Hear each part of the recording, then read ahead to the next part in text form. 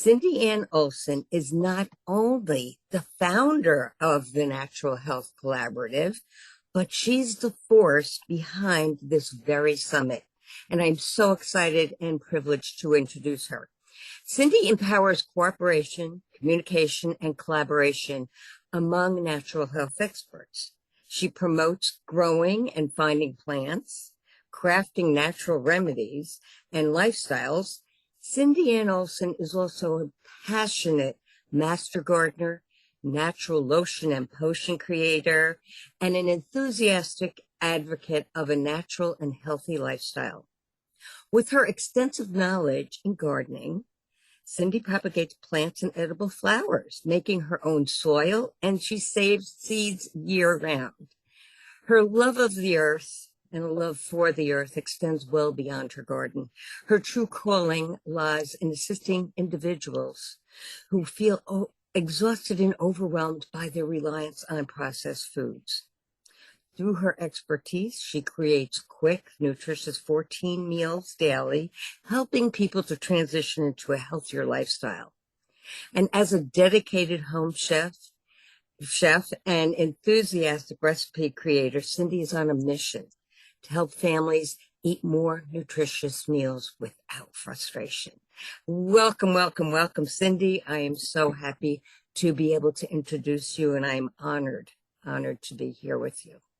So what I wanted to do is start out by I want to let everybody know, how did you get into this? And here you started something, but now you've created this collaborative. So we got to let the audience know what got you started in this mission of yours.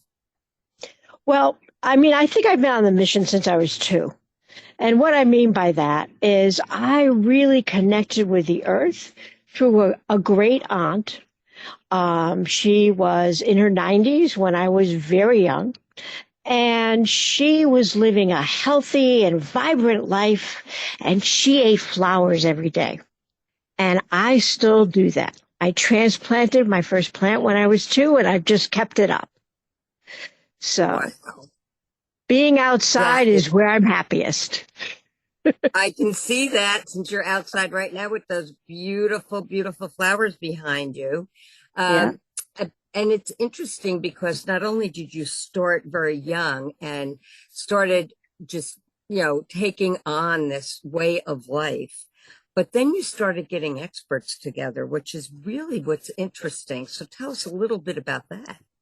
So I found that I've been composting my entire life and saving seeds and, learning about herbs. And then I found out that people who grow mushrooms don't necessarily talk to people who grow herbs, don't necessarily talk to the people that save the seeds, don't talk to the people that actually grow the soil.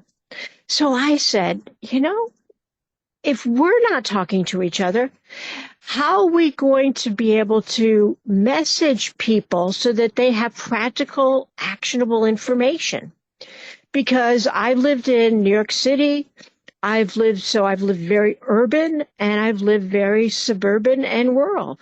So I've been able, through my lifetime of experience, really say I can grow anywhere and I can grow anything.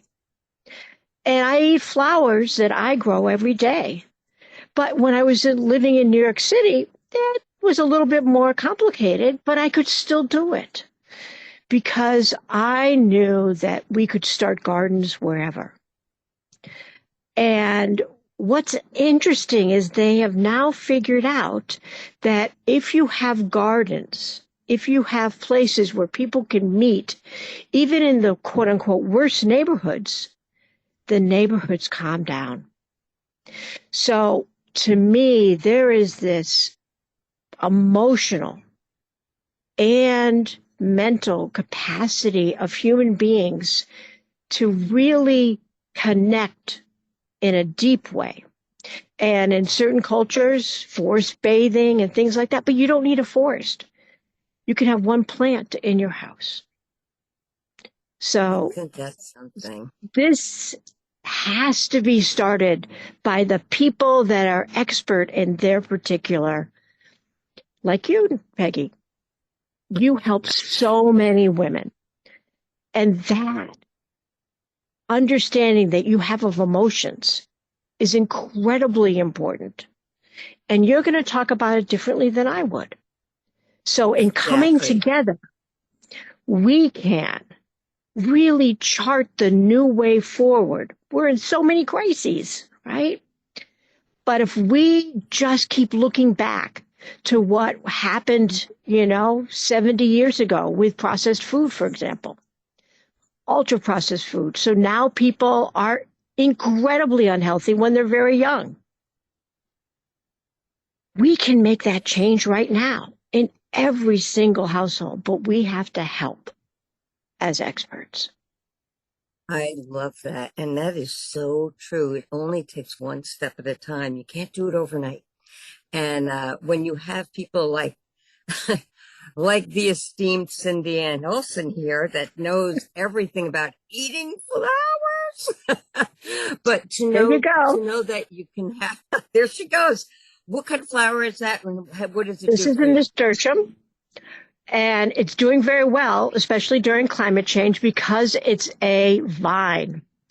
Vines, okay, they don't need to create the wood like in trees and things like that. So a lot of trees are having difficulty. So help the tree around you. But this is a seed that can grow inside, right? It's a little bit spicy, but it has a great emotional uplift. It comes in lots of different colors, and I put 20 in, and I've gotten pounds and pounds of them, Wow. What is it seeds called from it. again? So the It's audience knows. a nasturtium. But you can eat violets, okay? You can eat almost every single herb flower. And this is a geranium, right? Geraniums come in all sorts of different But colors. geraniums were toxic. I No, didn't the realize. the petals are not, okay? Wow. So there are so many different things. Now, when you start adding flowers or something unusual, I say that we should eat widely. But when you do that, you have to find out what works for you personally. Your diet is going to be different than your brothers or sisters, right? Even though you have similar history, you might be living in different places. You might have, different chronic conditions. So you need to eat for you.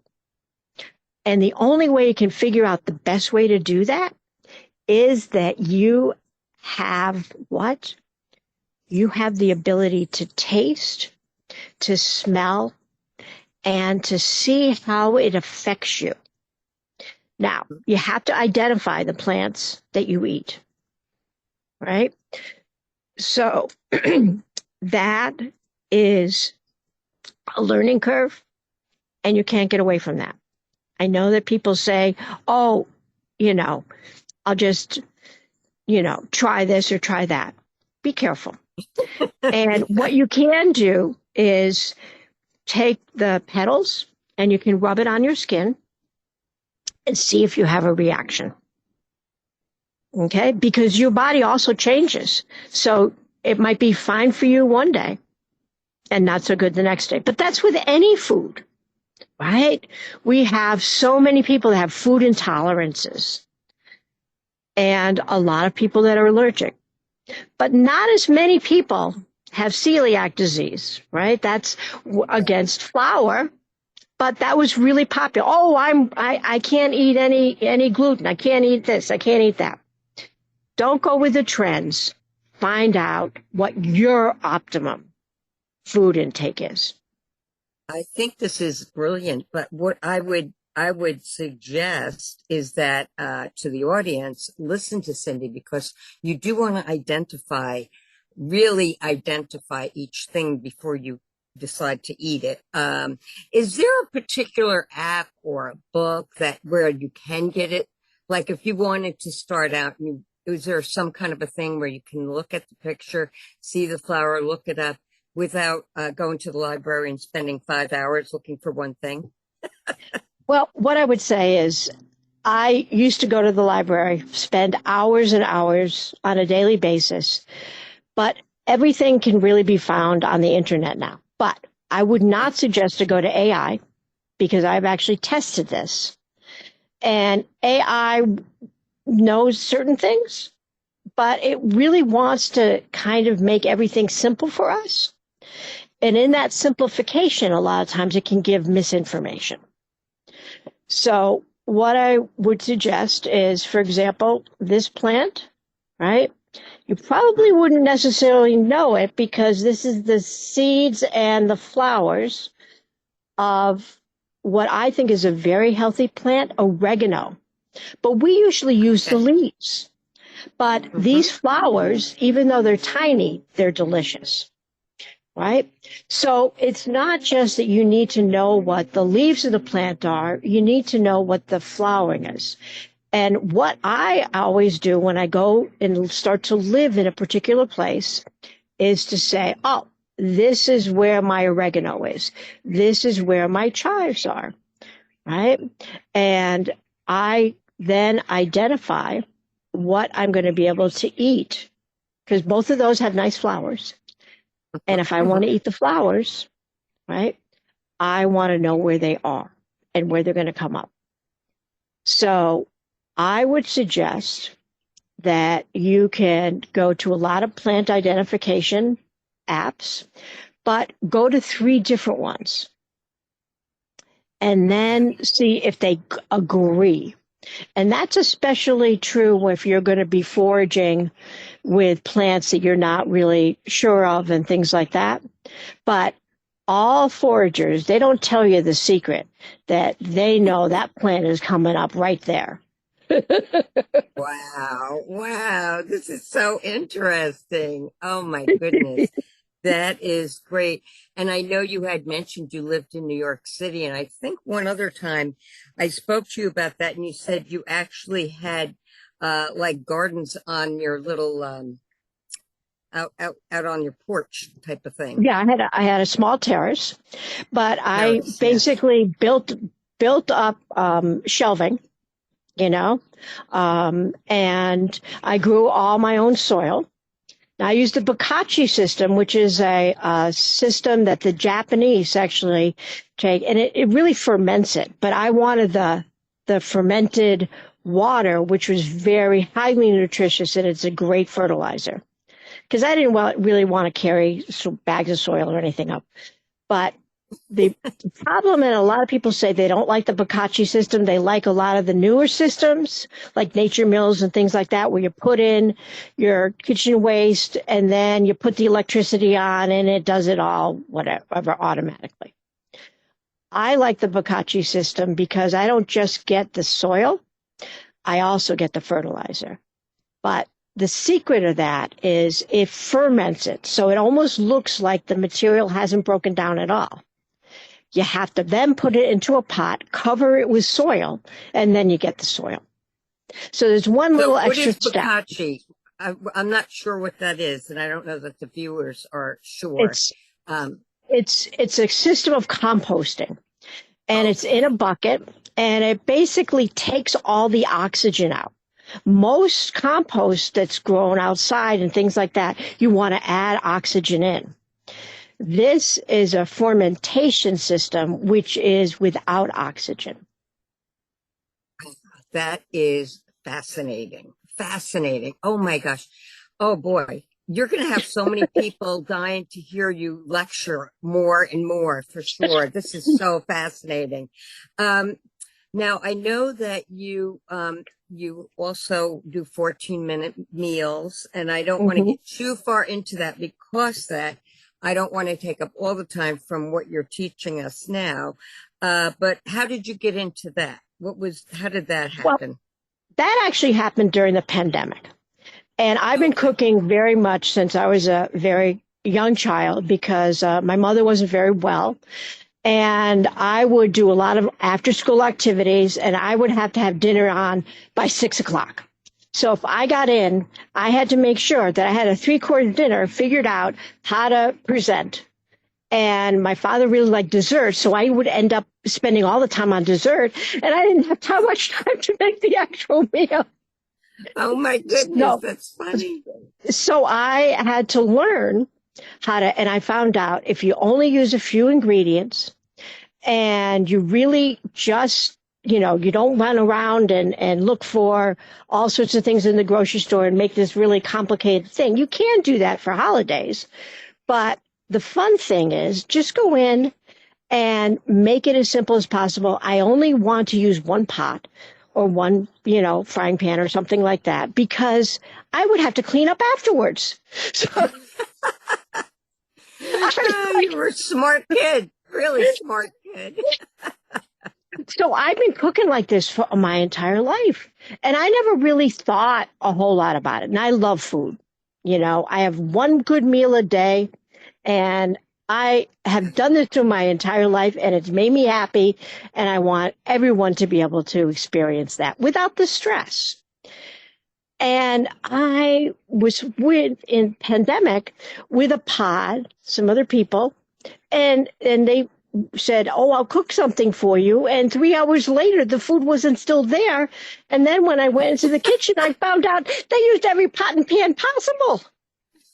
And I said, "Whoa, what's going on here?" So I really created the 14-minute method just because people want to eat well and they think they can't do it. And that's absolutely wrong. The fresher the whole food, the easier it is to make. You don't have to eat Doritos and Coke. You really don't. Really?